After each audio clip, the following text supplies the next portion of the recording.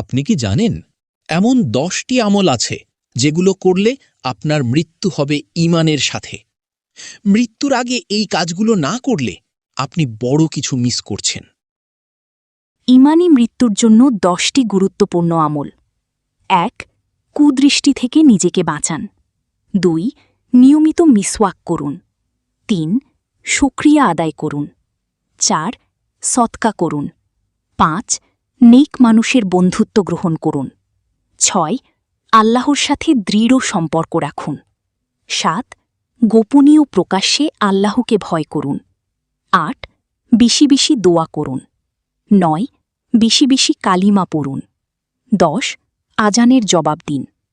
আজ থেকেই এই 10টি আমল শুরু করুন। কে জানে মৃত্যু কখন চলে আসে। ভিডিওটা শেয়ার করুন, হয়তো আপনার জন্য কেউ উপকৃত হয়ে দোয়া করবে। আল্লাহ হাফেজ।